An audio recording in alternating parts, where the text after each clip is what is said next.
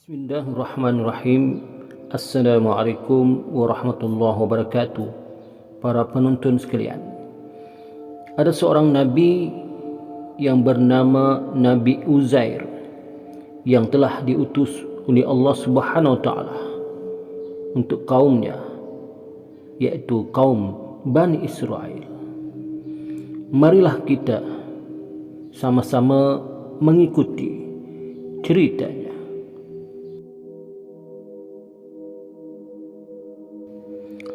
Pada suatu hari ketika Uzair memasuki kebunnya yang menghijau dengan pokok-pokok tamar, dan tiba-tiba hatinya telah terpesona serta tertarik untuk memikirkan rahsia, keindahan dan keajaiban alam ini.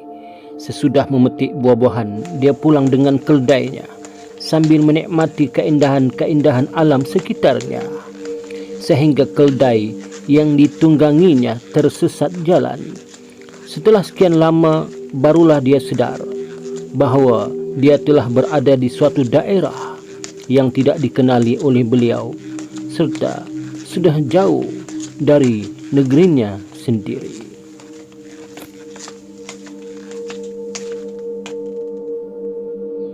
Sebaik sahaja dia sampai ke daerah itu, dilihatnya kampung itu baru sahaja diserbu oleh musuh-musuh sehingga menjadi rosak binasa sama sekali. Di tapak atau bekas runtuhan terdapat mayat-mayat manusia yang bergelimpangan, yang sudah busuk serta hancur.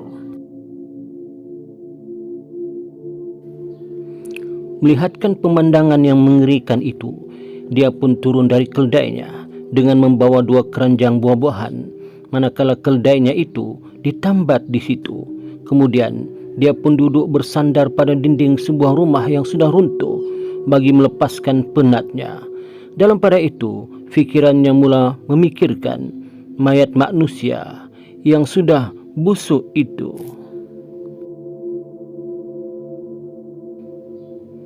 Bagaimanakah orang-orang yang sudah mati dan hancur itu akan dihidupkan oleh Tuhan kembali ke negeri akhirat? Begitulah pertanyaan yang datang bertalu-talu dan tidak terjawab olehnya, sehingga dia menjadi lemah longlai dan kemudian terus tertidur.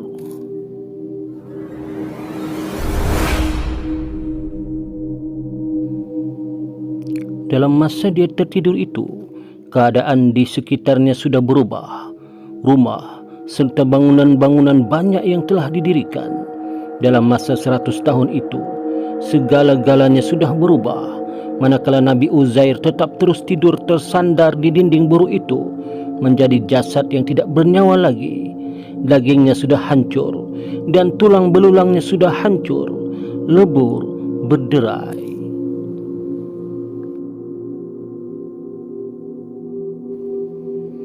Dalam tidur itu, dia seakan-akan bertemu dengan semua arwah orang-orang yang sudah meninggal itu. Tidurnya amat luar biasa sekali. Bukan hanya sejam atau semalam, tetapi dia telah tidur terus-menerus tanpa bangun-bangun selama 100 tahun lamanya. Kemudian, jasad Uzair yang telah mati, daging dan tulang yang sudah hancur itu disusun kembali oleh Allah pada bahagiannya masing-masing, lalu ditiupkan rohnya, dan ketika itu juga Uzair hidup kembali seperti dahulu. Uzair terus berdiri seperti orang yang bangun dari tidur. Lantas dia mencari keldai dan buah-buahannya di dalam keranjang dahulu.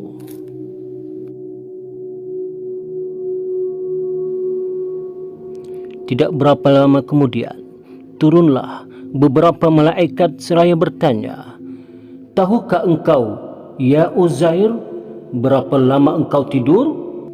Tanpa berfikir panjang, Uzair menjawab, "Saya tertidur sehari 2 ataupun setengah hari."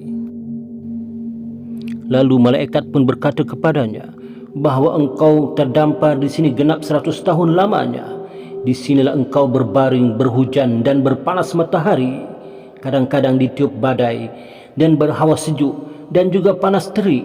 Dalam masa yang begitu panjang, makanan engkau tetap baik keadaannya. Tetapi cuba lihat keadaan keledai itu. Dia sendiri pun sudah hancur dan dagingnya sudah busuk.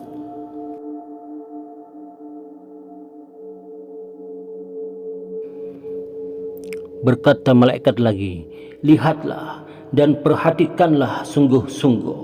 Demikianlah kekuasaan Allah. Allah dapat menghidupkan kembali orang yang sudah mati dan mengembalikan jasad-jasad yang sudah hancur lebur. Dan dengan semudah itu pula lah Tuhan akan membangkitkan semua manusia yang sudah mati itu nanti di akhirat untuk diperiksa dan diadili segala perbuatannya.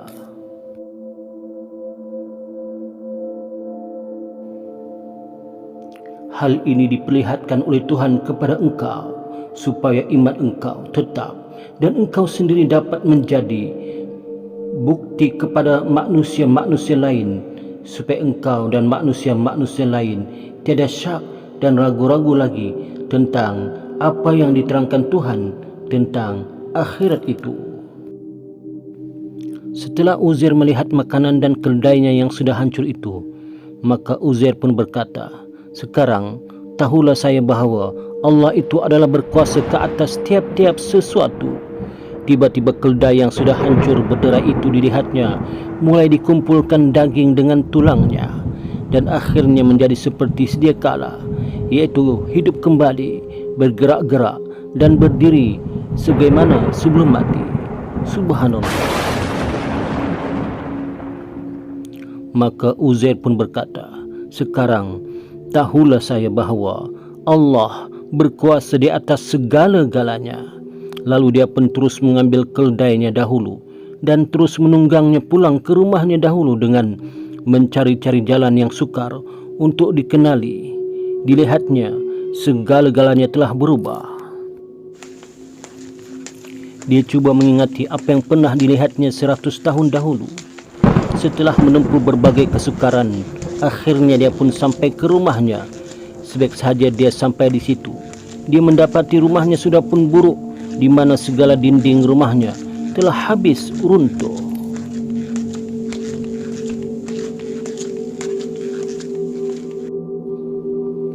Semasa dia memandang keadaan sekeliling rumahnya, dia ternampak seorang perempuan tua.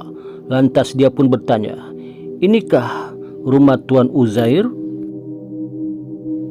Ya, jawab perempuan itu, inilah rumah Uzair dahulu.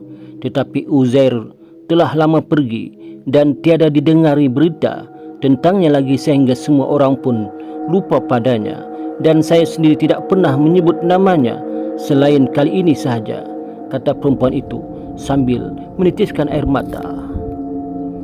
Sayalah Uzair, jawab Uzair dengan pantas. Saya telah dimatikan oleh Tuhan 100 tahun dahulu dan sekarang saya sudah dihidupkan oleh Allah kembali. Perempuan tua itu terkejut seakan-akan tidak percaya. Lalu dia pun berkata, Uzair itu adalah seorang yang paling soleh. Doanya selalu dimakbulkan oleh Tuhan dan telah banyak jasanya di dalam menyembuhkan orang yang sakit tenat. Saya ini adalah hambanya sendiri. Badan saya telah tua dan lemah. Mata saya telah pun buta kerana selalu menangis terkenangkan Uzair.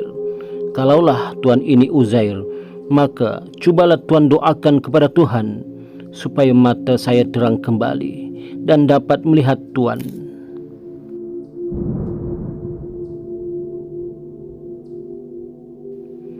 Uzair pun menadah kedua belah tangannya lalu berdoa ke hadrat Tuhan. Tiba-tiba mata orang tua itu pun terbuka dan dapat melihat dengan lebih terang lagi. Tubuhnya yang tua dan lemah itu kembali kuat, seakan-akan kembali muda. Setelah merenung wajah Uzair, dia pun berkata, benar, Tuanlah Uzair. Saya masih ingat, hambanya itu terus mencium tangan Uzair lalu keduanya pergi mendapatkan orang ramai bangsa Israel. Uzair memperkenalkan dirinya bahawa dialah Uzair yang pernah hidup di kampung itu lebih 100 tahun yang lalu. Berita itu bukan sahaja mengejutkan bangsa Israel, tetapi ada juga meragukan dan ada yang tidak percaya kepadanya. Walau bagaimanapun, berita itu menarik perhatian semua orang yang hidup ketika itu. Kerana itu, mereka ingin menguji kebenaran Uzair. Kemudian, datanglah anak kandungnya sendiri seraya bertanya, "Saya masih ingat bahawa bapa saya mempunyai tanda di punggungnya. Cubalah periksa tanda itu. Kalau ada, benarlah dia Uzair."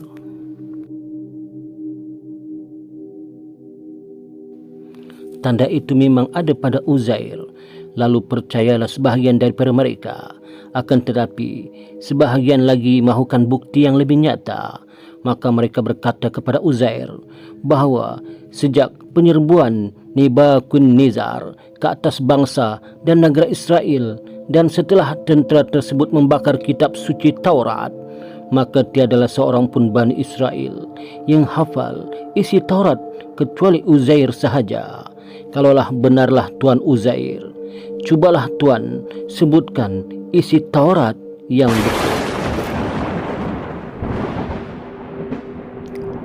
Uzair pun membaca isi Taurat itu satu persatu dengan fasih dan lancar serta tidak salah walaupun sedikit. Mendengarkan itu, barulah mereka percaya bahawa sungguh benar itulah Uzair. Ketika itu, semua bangsa Israel pun percaya bahawa dialah Uzair yang telah mati dan dihidupkan semula oleh Tuhan. Banyak di antara mereka yang bersalam dan mencium tangan Uzair serta meminta nasihat dan panduan daripadanya. Tetapi sebahagian daripada kaum Yahudi yang bodoh menganggap Uzair sebagai anak Tuhan pula. Subhanallah. Maha suci Allah tidak mempunyai anak sama ada Uzair maupun Isa, kerana semua makhluk adalah kepunyaannya belaka. Janganlah kita was-was tentang kekuasaan Allah. Maka hendaklah dia fikir siapakah yang menciptakan dirinya itu. Adalah mustahil sesuatu benda itu terjadi dengan sendirinya tanpa ada yang menciptakan.